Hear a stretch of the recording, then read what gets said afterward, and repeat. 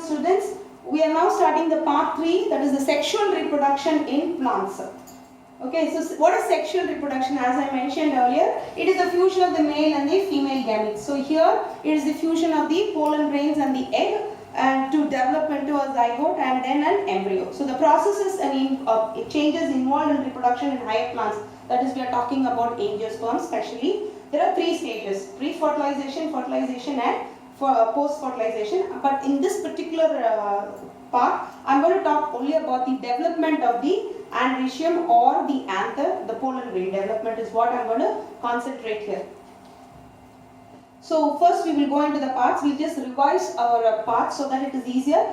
When you are at home, kindly pick up a hibiscus flower and just check out these parts so that you can recall the last year's topics. So you see the calyx, corolla, androecium and gynoecium. Calyx and corolla will be considered the non-essential whorls in the fertilization, but which is not needed. But androecium and gynoecium is the essential whorl for the fertilization, without which the fertilization process is incomplete. And if you look separately, the individual unit of a calyx is sepal and the individual unit of corolla is petal. The individual unit of the androecium is a stamen. Individual unit of the gynoecium is a carpel. Okay, so here the stamen is having the 2 parts, anther and filament, and here we will have stigma, style and ovary. Okay, so these are the parts of a flower. So you have to recall, and which part we are going to be talking about today is this development of the anther is what we will be talking about today.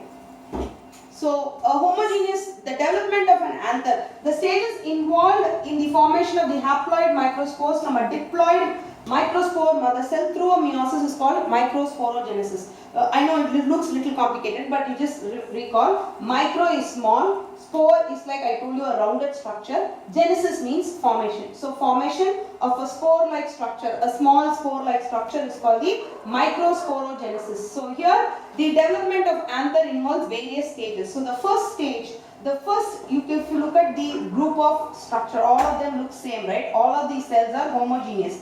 And the first cell that undergoes division is called the primordium, primary, that is going to get modified. So you use the word primordium, okay, the first cell that is going to start. So here we will have 4 cells that is initiating the differentiation of the archisporial cell. Archisporial cell, in the lower organism we would have used the word archisporium because in the lower organism we do not have a defined androecium or gynoecium, but we use the archisporangium, and the archisporangium is the male part, and the gynoecium you will have the female egg cell being formed. So here the initial cell we are using as the archisporial cell, which will now differentiate into the microspore cells. So in the third stage you can see this starts into developing into the parietal cell. Parietal cell is, they have one layer apart from this archisporial cell. So initially it was closer to the epidermis. Now you see it is moved one step. So you have the outermost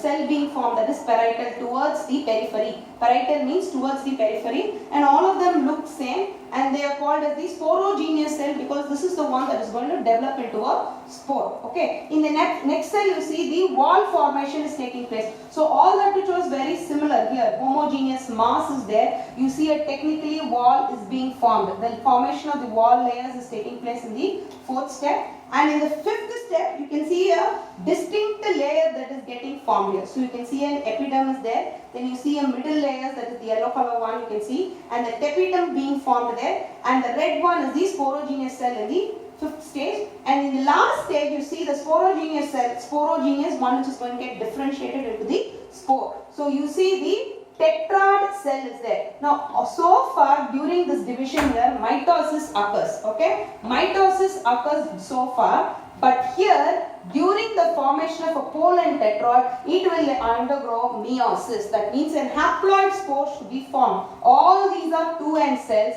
but only here when the pollen tetrad is formed you see a meiosis taking place.